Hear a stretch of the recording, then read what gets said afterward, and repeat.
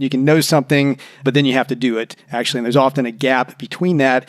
And I think it's often capacity that represents that gap, because you can have great ideas, but if you're not really able to execute those great ideas, execute that strategy, execute that vision, if you don't have the capacity for doing that, then you're just not going to have a thriving learning business.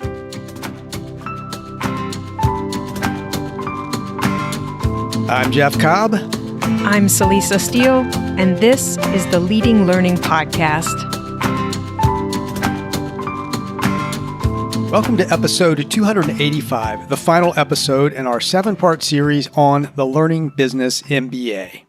We've covered a lot of ground in the first 6 episodes in the series. We've talked about strategy, marketing, innovation, continuous evolution. We've talked about diversification of revenue and diversification of the portfolio of your offerings. We've talked about the role of learning technology. We've talked about COVID-driven pivots, financial modeling, and more. And all of those topics are good and practical areas of study for our mythical Learning Business MBA, and they're of real-world importance to learning businesses. And we have largely talked about topics, skills and knowledge and behavior needed for a learning business to survive and thrive. Knowing those topics, the needed skills and knowledge is important. But the other key part is, of course, finding those skills and knowledge. So we want to focus this last episode in the series on capacity, which includes the people, the human resources a learning business needs. Staffing and human resources have come up some along the way. Jeff, I know you and Stephen Schragus talked about hiring.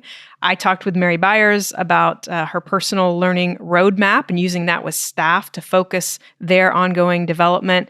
And Jim Upsitnik talked about involving the full team and understanding client needs and wants and not relying on product managers to translate and filter customer input for developers. So we have touched on human resources some, but we want to dig more deeply into capacity in this last episode of the series. So first, we'll talk about why we're using the term capacity and what we mean by it. I know on my mind, it's basically that ability to execute. When you've got that strategy, when you've got that vision, you've got to have the knowledge and the skills, the attitudes, the behaviors, the culture to be able to actually execute. And it's a focus that is really important in the context of our learning business maturity model, which we talk about often here on the show. And there's a question we pose as part of that model, as part of assessing maturity using that model. And the question is, does the organization, the learning business, have sufficient capacity in terms of human resources and technology to pursue the vision and strategy effectively? And we talk about, in stage 4 of the maturity model, this is the innovative, the most mature stage a learning business can be in. There we say that the learning business has the necessary resources, and those are both human and technological, to address current needs, as well as resources to support ongoing innovation and growth. And processes are well defined, and they're continuously evaluated and improved. And the business consistently invests in staff and volunteer development. And when we talk about human resources, we're talking about staff and contract help. We're talking about the internal team and any consultants or volunteers involved in the learning business. And I like talking about capacity because it's broader than just people. Yes, you need the people, the human resources, but you also need the tools and technologies and the training and the learning, all of which cost money, to support those people in doing their work. Yeah, and a note about cost, you're right that creating, building, maintaining capacity definitely takes money. It is a cost, certainly, but we also like to think about it as an investment because money spent on capacity should provide a good return.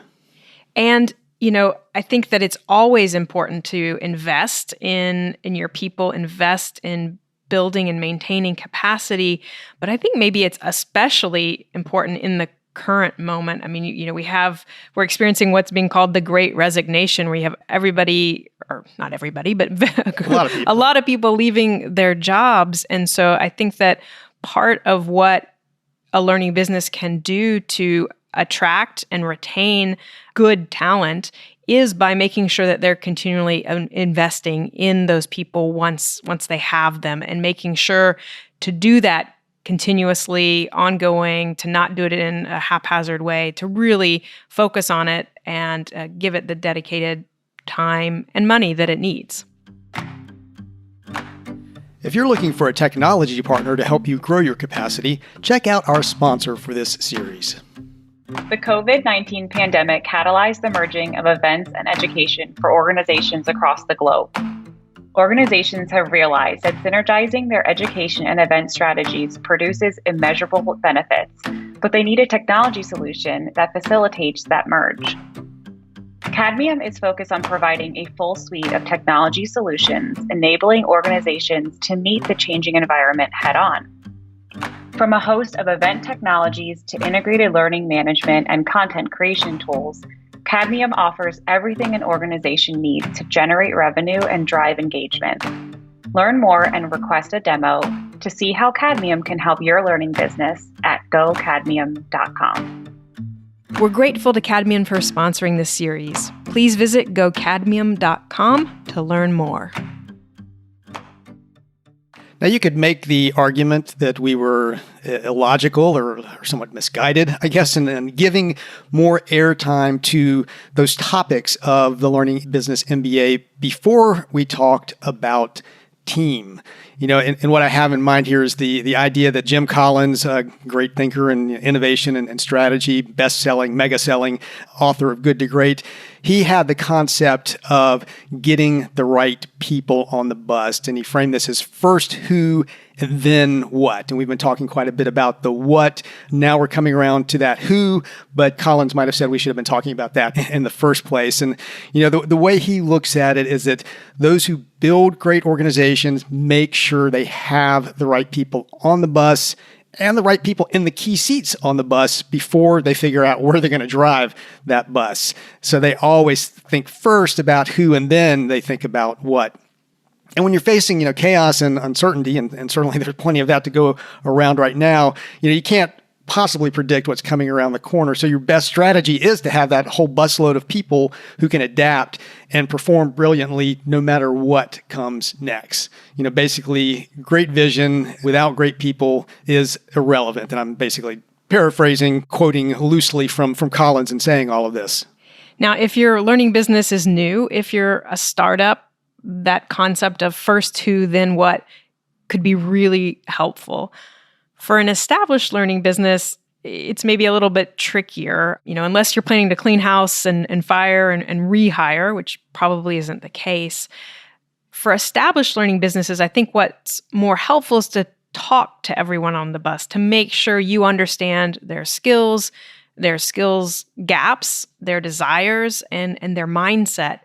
And through that conversation, you're going to better understand what you might need to do to address capacity in your learning business. Yeah, I think I have in my mind now this vision of a big yellow school bus rolling down the road with everybody engaged in conversation. Now, of course, school kids love to talk about capacity, so what an appropriate analogy. But, among the things you might do to address capacity is, get some supplemental help. So that might mean hiring a contractor, or dare we say a consultant, for a specific project. And you might get them to help you basically learn how to fish. So they're going to feel like any consultant who comes in particular really should be aiming at helping an organization develop capacity. They're going beyond what just a freelancer is going to do for you. But even a freelancer can help teach you how to fish so that you are actually building that capacity in the organization using supplemental resources. And you might get that from volunteers too. Volunteers can certainly fill out what you're able to do in terms of your capabilities, your skills, your knowledge. Some of those volunteers might be able to teach you how to fish as well and help build that capacity with your existing staff. And then another way to address capacity is by hiring new staff. And that could be through natural attrition as you have staff retire or move on to other jobs. Or if you happen to have the resources or the business case for it, it might mean that you're expanding the team, because maybe part of what you get out of talking to everyone on the bus is that, we really have this empty seat here that we need to fill. And so you might fill that by hiring someone new. And then a third way to address capacity is to invest directly in training and development of people on the team. And, I just referenced you might be able to get any consultants or contractors who come in to share and their knowledge and kind of informally help your team grow. But this is very directly investing in it, saying we're going to get the training and the development that we need in these specific topical areas so that we have that knowledge, those skills going forward. And we just know anecdotally what we've witnessed in organizations, and we've surveyed around this a little bit in the past too, that learning businesses often aren't doing enough of this. It's the classic cobbler's children sort of thing. You're investing in everybody else's education and learning, but you may not be doing enough with your own staff. You're so focused on those external learners that you forget about your internal team. So you can forget, or there can be sort of other barriers there. I think one reason that the investment in training and development of the internal team sometimes doesn't happen is it can be a resource issue. Training and development often take money. And even if you find free materials, that training and development still takes time.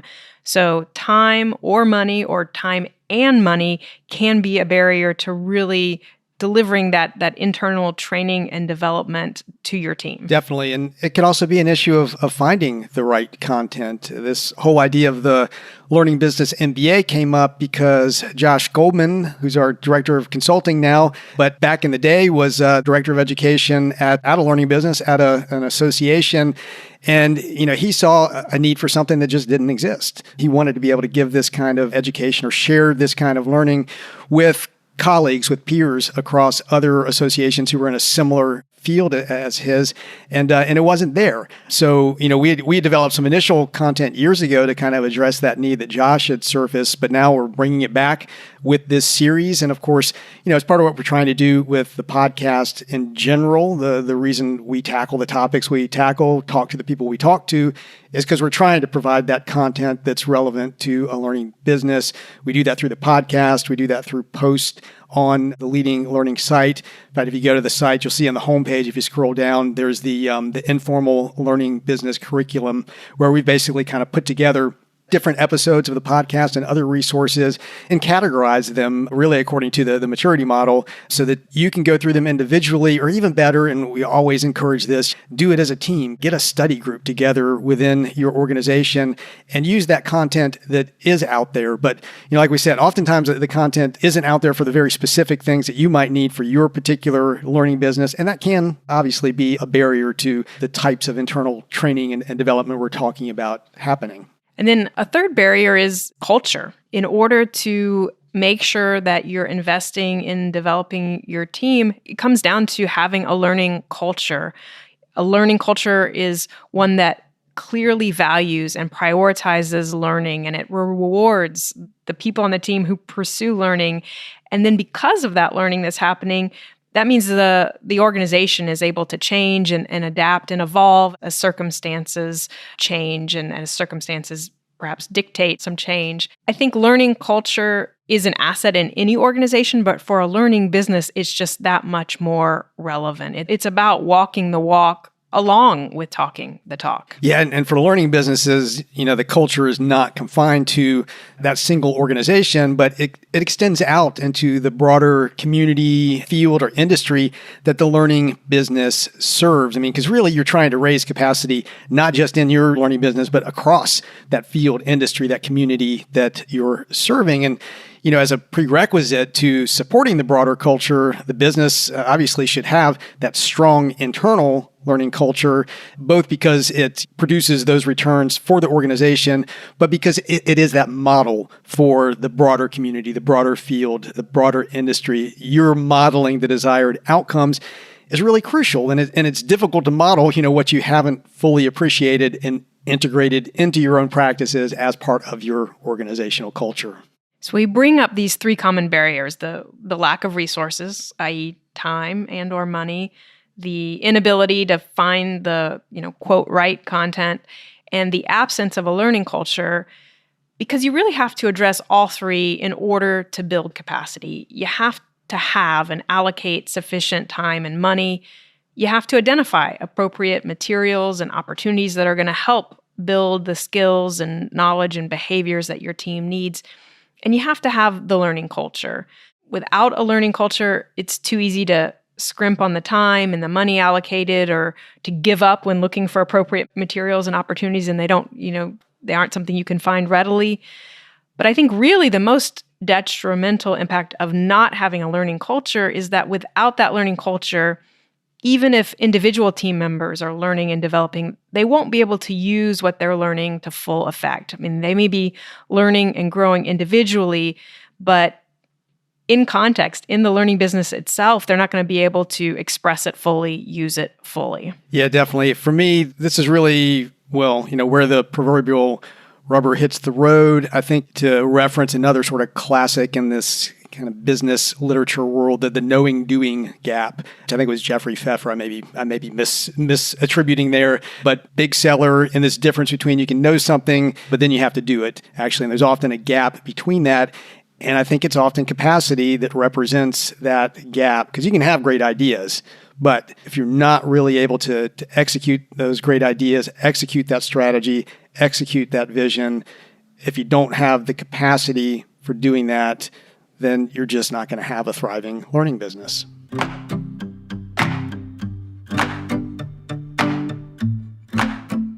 To help you assess your capacity, we suggest creating a simple matrix. So just imagine that you would have knowledge domains as columns, and then you'd have your team members as rows. So in the knowledge domains, you might have areas like strategy, marketing, technology, learning science, finance. Those are all obviously really important areas for a learning business to have some acumen in.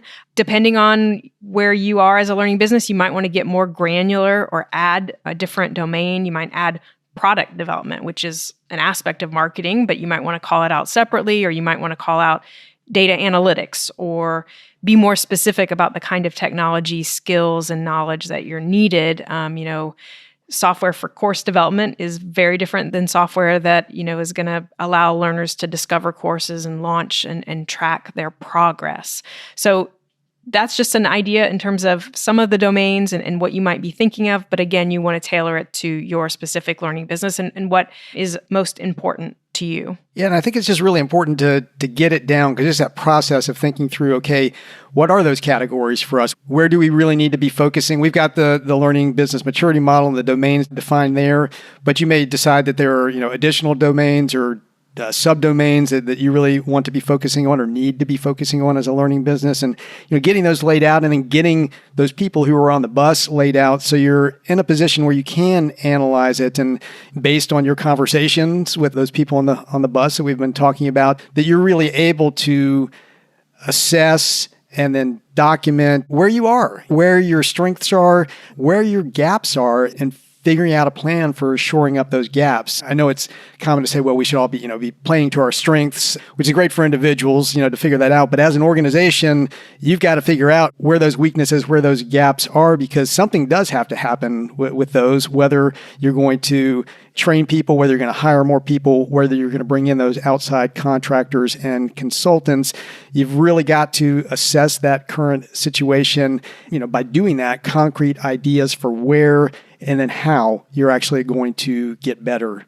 And I think, too, you could add a final row and maybe also a final column if you'd like, where you're putting in some notes. So the notes that would be a final row would be specific to a domain. So if you have strategy as one of your big domains, you might have a note there in terms of, if you're going to have a big organizational strategy refresh that's going to be happening in the next calendar year, you could make note of that and be thinking about that and implications for your team if you're a learning business that operates within a larger organization. A column with notes would then allow you to also make some notes about the individual team members. So, as you're looking across those domains and where a particular team member has some expertise or has a desire to learn more, you could make some notes around what you might be doing to address that. And then once you have this laid out, that matrix can become a tool for internal sharing and peer learning. If, for example, you have someone who's really good at or really interested in learning science, maybe you charge that person with sharing their knowledge with the team through a monthly internal lunch and learn type approach. Or, along those lines, you might make sure that you pick out a resource. It might be an article, a video, a book, a podcast episode, I might suggest, that speaks to, one of those domains, one of those categories that you're focusing on, and then discuss that with the team. And, you might want to rotate through different domains over the course of a few months and then repeat that process. Again, this is embedding it in the culture. It's making it an ongoing thing where everybody knows this is something we're going to do to build our capacity. And we've been very clear in identifying where and how that's going to happen. And we're providing resources to make that happen. Now, the matrix, as we're describing it, is obviously a very simple tool, but we feel like just putting things down on paper, surfacing them, making them visible so that they can be shared and discussed and learned from, just doing that can be a profoundly powerful step to take in increasing your capacity. Definitely. And that's part of our modus operandi, to pull out my bad Latin here at Leading Learning and at Tagore's is, you do need those simple tools. They're deceptively simple because they do help to surface the really big, the really meaty things that a learning business needs to tackle. And, we do the same sort of thing with the value ramp to help you look at your portfolio. We've done the same sort of thing with the market insight matrix to help you really assess and go deeper in understanding your market. And this is just, another simple tool, certainly not rocket science, to put together a matrix with rows of employees and other resources and columns of areas you're trying to address. But once you do that, like you said, Celisa, that surfaces it makes it visible, it makes it something that can be talked about. It becomes what we've often referred to as a social learning object. You've got something everybody can focus on together and have meaningful conversation around that's going to lead to positive change and that, we feel is going to lead to building capacity.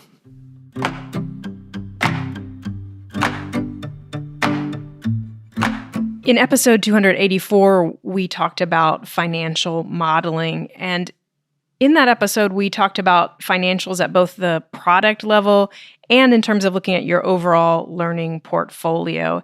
And what we're talking about with assessing your capacity is the same kind of dichotomy. You want to do it both for your overall team and you want to have individual goals for team members. And the point there is that you need to have that focus for each individual employee, but you also really want to emphasize the team nature. You really want to all be working towards the same goals. And so again, not every team member is going to have to be proficient or strong in all of the domains that you identify as key ones, but you're going to need to make sure that you're covered and that at least, some resource is available in each of those key domains. And I do think, at the individual level, once you have it laid out in that matrix and you've had those conversations with the people on the bus, and I think I'm thinking primarily from the perspective of a leader or somebody who's managing people and trying to set goals for them, I think it's helpful for people to share their individual goals and progress and for, everybody on the team to kind of know what everybody else is working on and, where they might be having some successes, where they might be running into barriers. And certainly, even when people have different areas of knowledge and skills and focus, it's still very often the case that we can help each other out in making progress on our individual goals. And then, of course, you've got that overall team view that was part of the matrix we've described here. So you're all collectively able to kind of monitor that over time and really see how that kind of fills in or changes as that capacity comes online and you see the individuals realizing their goals and you see that interacting with, other individuals in that matrix and the whole becomes greater than the sum of the parts. And then so you have the matrix that can give you that team view for individual goals. I think something like the personal learning roadmap that Mary Byers shared in her episode is equally simple, but also equally effective. And so you can kind of marry those up, the matrix that we're talking about, and then having the personal learning roadmap for each individual team member. And then you have both of those tools to really help you focus on how to develop and improve capacity over time. I also think that in the financial projection episode, we talked about time horizons, and you have a time horizon that you want to look at for financial projections. We talked about it's often, sort of in that 3 to 5 year time frame for learning products. I think the same thing can happen with the matrix and with the personal learning roadmap is you want to have some notion of a time horizon. You're going to have your current skills and knowledge, and then you're going to have some growth targets. And, some gaps may take more time to fill. And so you might see some short-term gains, but I think also it's important to be aware that it may take months or possibly even years to really see the full benefit of investing in the ongoing development of team members. Definitely. I think there's some comfort there in having some confidence that you're investing in the right areas. And I think there's a corollary between the capacity matrix and the strategy canvas that we've talked about in the context of Blue Ocean strategy. And we talked about it in some depth in the marketing and strategy episode that we did for the Learning Business MBA. I mean, you want to see where you are now, and either of them can help you understand where you are now, but they can also help you understand where you want to be. And those domains that you include as part of the capacity matrix and how you address them, the specific focus or perspective your learning business brings.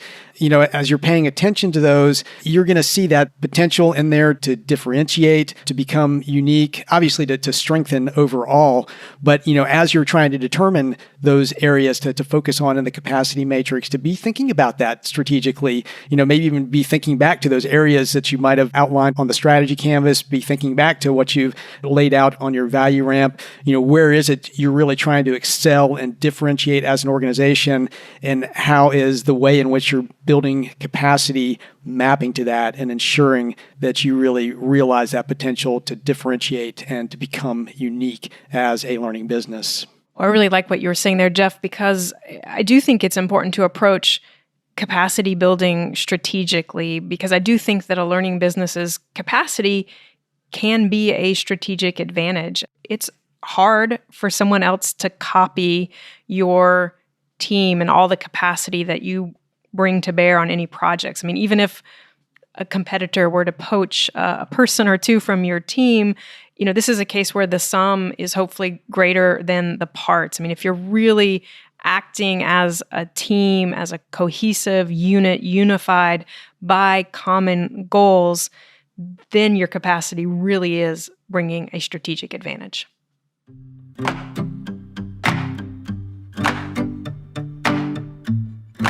We hope this Learning Business MBA series has given you some ideas and approaches for deepening and broadening the skills and knowledge of your team. And if you haven't started yet, we hope you'll get to work now on implementing some of those ideas and approaches. The capacity matrix can be a great starting point. This is the last episode in the Learning Business MBA series. We'll resume releasing new episodes of the Leading Learning podcast in January 2022. In the meantime, we invite you to make use of the archive of hundreds of past episodes and the other resources on the Leading Learning site to dig deeper into the critical skills and knowledge needed by learning businesses. And if you have suggestions for future podcast episodes, whether those are topics to cover or someone to interview, please leave a comment at leadinglearning.com/episode 285 or email us at leadinglearning@tagoras.com. At leadinglearning.com/episode 285, you'll find show notes, additional resources, and options for subscribing to the podcast. To make sure you don't miss it when we resume releasing new episodes, we encourage you to subscribe, and subscribing also helps us get some data on how the podcast is doing. We'd also be grateful if you take a minute to rate us on Apple Podcasts. So Lisa and I personally appreciate it, and those reviews and ratings help the podcast show up when people search for content on leading a learning business. Just go to leadinglearning.com/Apple to leave a review and rating. Lastly, please spread the word about Leading Learning. In the show notes at leadinglearning.com/episode 285, you'll find links to us on Twitter, LinkedIn, and Facebook. Thanks again, and see you next time on the Leading Learning podcast.